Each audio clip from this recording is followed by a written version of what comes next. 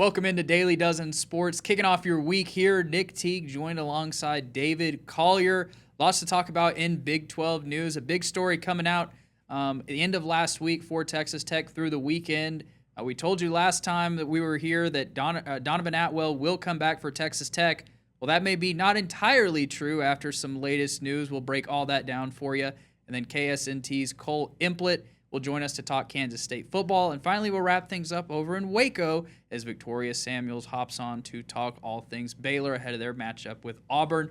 But first, again, welcoming in David Collier. David, as I mentioned, Donovan Atwell on the team, but not eligible to play. Again, a big whirlwind pretty much through this whole class of 2022. And as we always say, it's not just Texas Tech that's benefiting from this. As we've seen, there's a big story going down in Baton Rouge, but being as we're not in the SEC, we won't touch on that. But again, this Colorado injunction has been, can it work? Will it work? Maybe not. But our latest news, the NCAA are getting a stay injunction from the 10th Circuit Court of Appeals.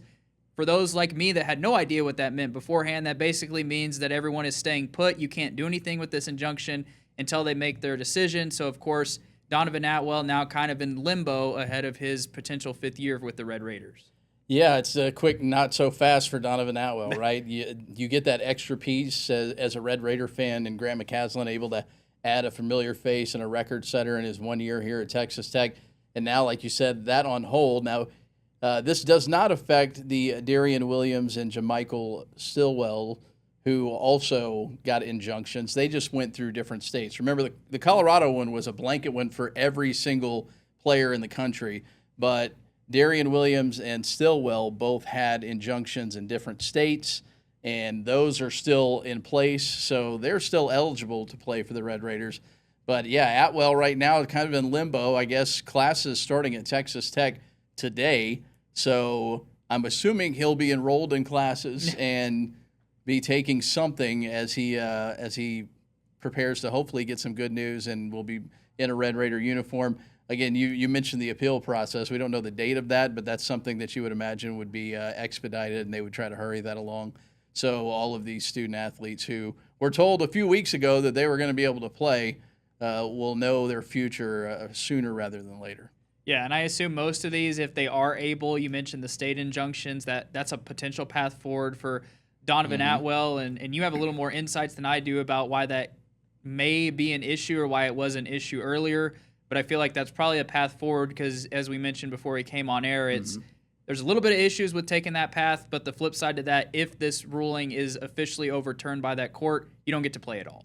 Yeah, he still has the potential. I mean, he could sit it out and wait. But you mentioned he could file an injunction in a different state. He could go back to North Carolina. He could do it in Texas. He could do it in Georgia, I believe, is where Stillwell has his. So you could go through that process, and he could become eligible that way. And it's almost like at this point, that's probably the safe bet to go that route just to make sure that you are eligible because, this Colorado one, as weird as it sounds, with all of the other stuff going on, you mentioned the SEC part of it and all of these college football players trying to get back on teams before the start of school. That seems like that's just a bridge too far for the court system. So to me, it seems like they're going to do whatever they can to make sure this blanket thing doesn't work for all of the Colorado or all of the players in college sports because, a guy that, you can teeter between a guy that didn't make it in the NBA or a guy that practiced and played in summer league games.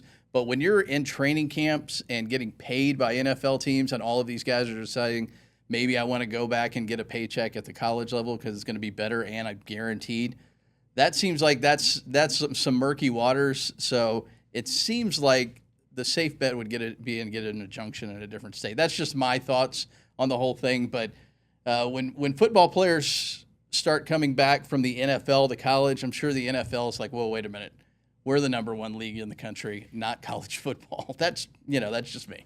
Yeah, and then other people in college football are like, what is going on? This guy has NFL experience and he has the money. It's just it's a weird issue. I didn't think would be the case. And then again, I've seen a lot of people that are defending it that are like, well, this is a one-time thing because they're never going to have this fifth year again, and they would have it if they didn't go to the NFL. And it's like, I get that, and they're kind of in the NFL. And then you have Donovan Atwell that was in the summer league, but he never officially signed. And it's just, as you mentioned, a absolute mess with the whole thing. And so again, I kind of agree with you there, where maybe instead of trying to get appeals on all these individuals, they'll just try to knock down the blanket injunction, and so be it if you can win your individual injunction. But that seems like the path that we're going on now, which maybe in the long run it ends up not mattering, and Atwell's back, and some of these other big names just end up being able to play for Texas Tech and the other programs that they've signed on to for this year. Certainly interesting. It keeps us busy all summer long, right? We don't get to talk about all of the other things. Hey, since we did all the watch list stuff, I think one of the last ones coming out today, just to get off of this Donovan Atwell and eligibility issues, kudos to the Joe Moore Offensive Line of the Year award. I don't know if you saw this on Monday, but every single college football team on the award watch list for the Offensive Line of the Year, basically their tagline was, we don't make predictions. We let the play on the field speak for itself. So because of that, every single offensive line on the watch list. So congratulations to all the Big 12 teams for being on the Joe Moore Offensive Line of the Year watch list. Amazing stuff. And so we'll get to talk about one of those, programs in the conference, and maybe they actually get to live up to that, lofty expectation. We're talking K-State when we come back on Daily Dozen Sports.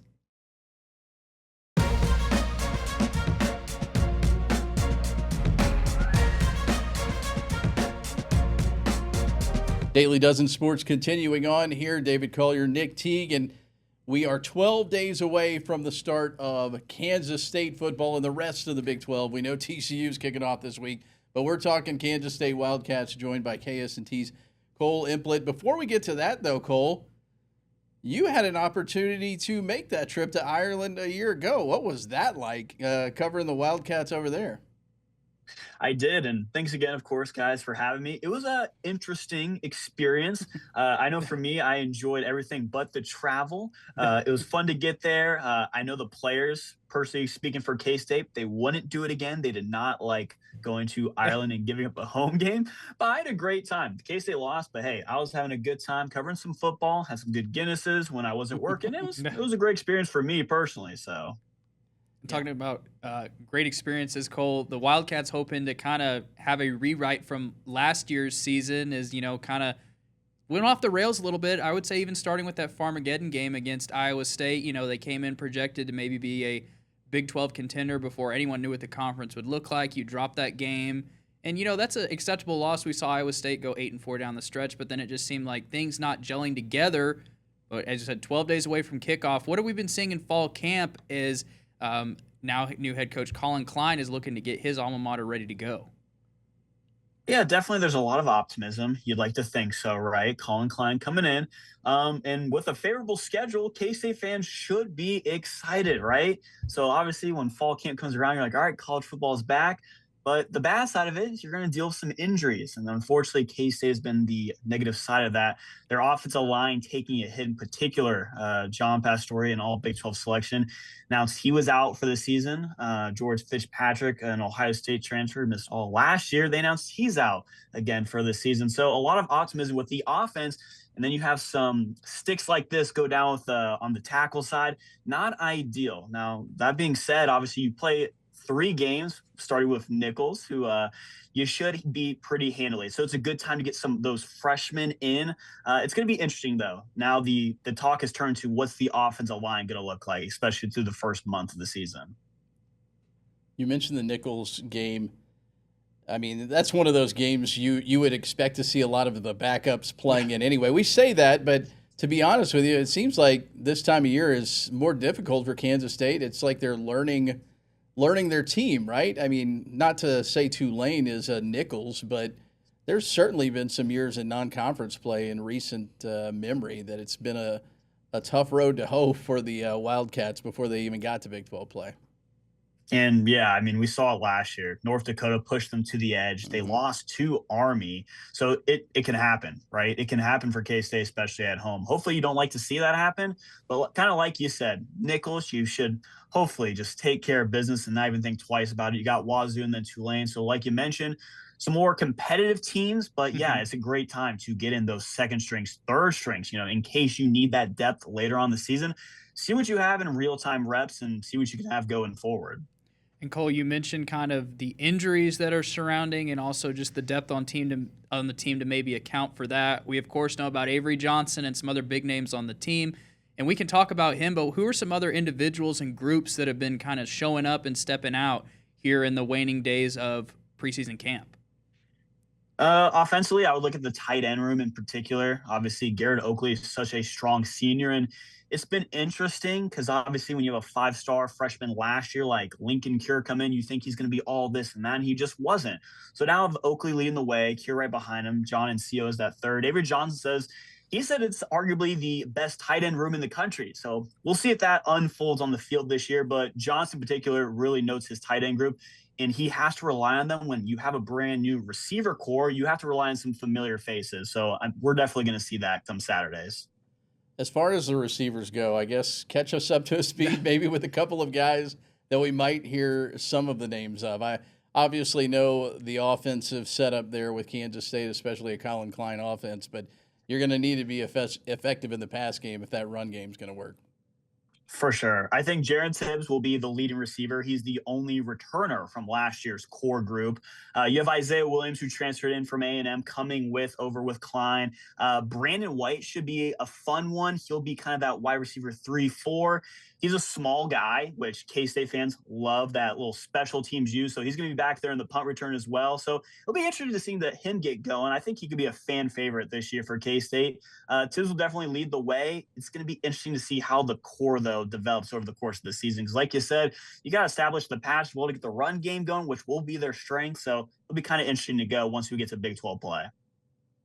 And Cole, we mentioned the non-conference schedule, that's been pitfalls for K-State. Obviously, you have to take care of those 3 games to have a, valid shot to win the Big 12. I guess they don't count for the conference standings, but still, that gives you a good shot to go there.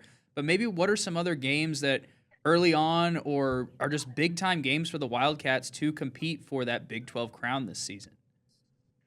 To go along with kind of what I was saying, K-State has a very favorable schedule. Now, yeah, it's a young team, new head coach, so it works out in their favor, but they don't play a Texas Tech. They don't play a BYU. They don't play a Utah. So to say that, yeah, one of their tougher games should be the first game of the season for them, the Big 12, they go to Cincinnati. That will be a really defining game for them. I know Cincinnati is not supposed to be a strong opponent by any means, but you win that game, you're 4-0. You're going on the road to Arizona State. So that's kind of the big game I see where you need to win that one for sure. If you win that game, you have all the confidence in the world hitting the road for the first time, not even until the middle of about early October. So they got to win that one.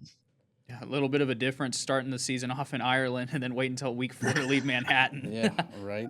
Hey, speaking of Ireland, sorry, I'm going to circle all the way back around. What does one eat when they go to Ireland and cover a college football game? I'm certain you probably didn't eat many McDonald's or anything like that. No, not McDonald's. Besides what the hotel gave us for the complimentary breakfast, I had a lot of beans and toast. I had some black pudding, the typical, European breakfast. I had all of it. I was like, hey, when am I going to be here again? So of course I had to go try it. Beans and toast. Is that all cold? Is it toast? Beans, toast, some black pudding, some little egg, little fried eggs. Not for me personally. I'm more typical scrambled kind of guy over easy, but. Hey, yeah, it was a little cold, but hey, it's all part of the culture when in Dublin, right? I guess I'll never know that, so that we'll just take your word for it, Cole. Hey, never say never. Who knows? Texas Tech may end up there, and if the Big 12 keeps, we never know. And well, then maybe. Oddly enough, the other bowl game that is going on overseas, what's the other one? Brazil, I'm pretty sure. No, there's Germany. No, the one that's at Wembley or. The whatever the other one is, I can't think off the top of my head right now that Iowa State is playing in this year. Okay, we got the Union Jack Classic. KU is going to be KU is going to be going against Arizona State. What it is. So that's what it is. K-State was in Dublin. KU gets to be in London. We'll see what the Jayhawks thinks of going overseas for a game. Maybe you can get a trip for that one too. No, the CEO for that event actually is a former Texas Tech football player, so he's trying his best to try to get the Red Raiders at least to the Union Jack Classic. Maybe not to Dublin, but we'll take a trip. I'll hop on the plane. I'll be an equipment guy for that day for that trip. For goodness' sake. Yeah, just hop along. I'm sure they'll take you. I don't know about that, Cole.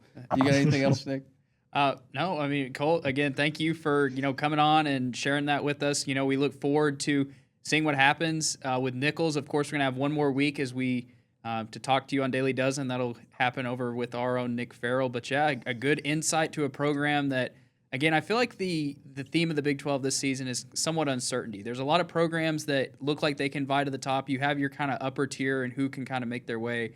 I think K-State has a very good chance to make that. But Kole Emplit from KSNT joining us. Thank you again, Cole. When we come back on Daily Dozen Sports, we'll head down to Waco. Victoria Samuels is going to catch us up on everything we need to know about Baylor, another program looking to make the jump on Daily Dozen Sports.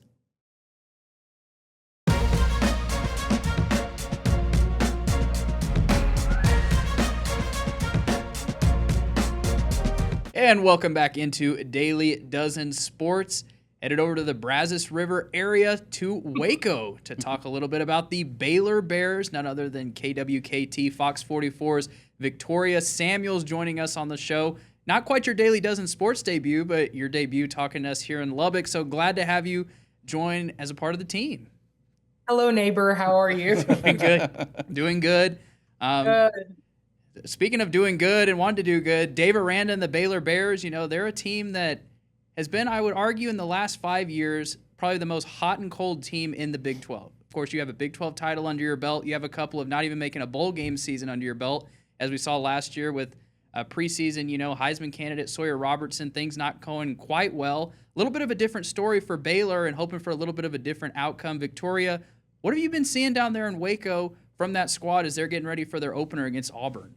Yeah, I kind of spoke about this last week as well. It's definitely a make it or break it year for Dave Aranda. I think, a lot of pressure on DJ Lagway, but then we kind of have to have that conversation of, how long is the attention going to be on, hey, DJ Lagway is a new guy versus, hey, DJ Lagway is here to do some real work. So, there's some pressure on him, but we've gotten good news over the last few weeks. Hosea Wheeler, Indiana national champion, he got cleared for the NCAA for a 6th season. So he's doing his stuff over there. And while he was waiting to see if he was cleared or not, he was, helping coach and stuff like that on the sidelines because he is a 6th year. So he has lots of experience. And so it'll be interesting to see how he fits in when we talk about just that rebuilding of the defensive front, because as you know, Baylor just last season was terrible. So I think this season, anything's better than where they were last year.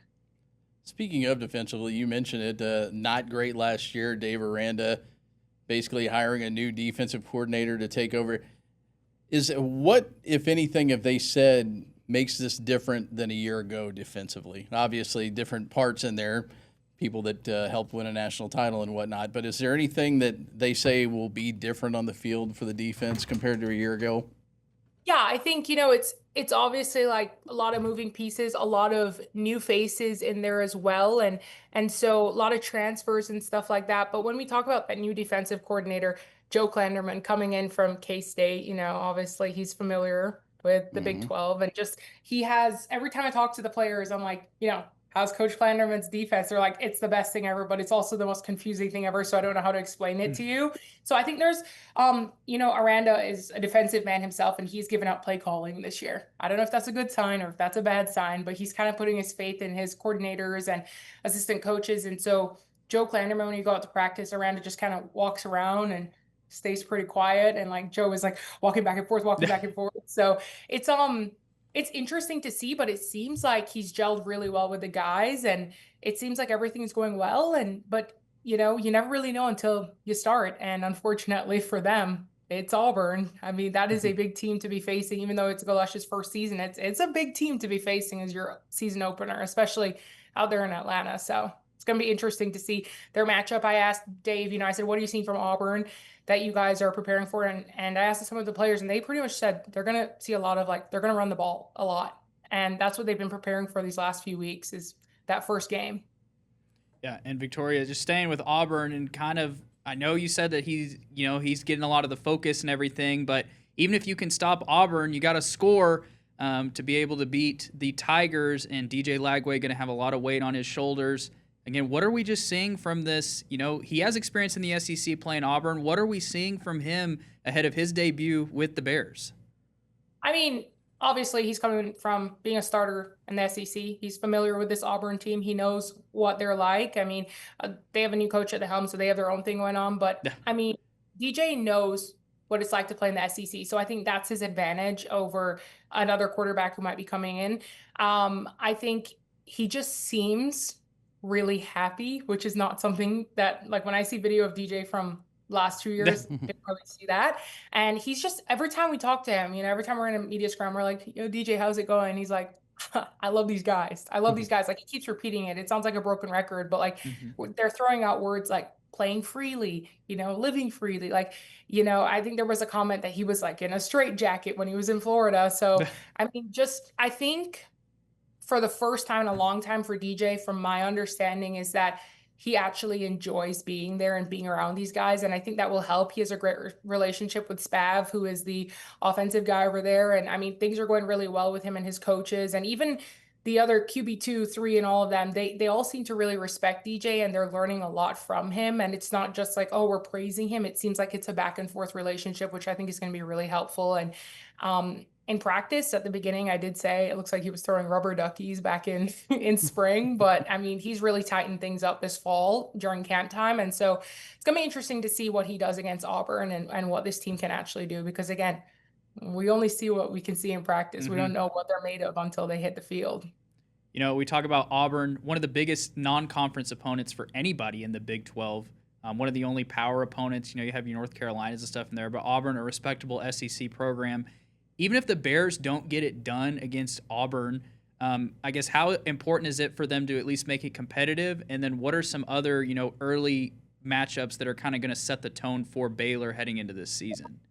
I think, just making sure it's not a blowout, honestly. If we're going to speak frank, like, I don't think anyone's expecting Baylor to go out and like beat Auburn by 50 points, but I think everyone's really hoping if it's close, that'd be great. If they win, that would be amazing.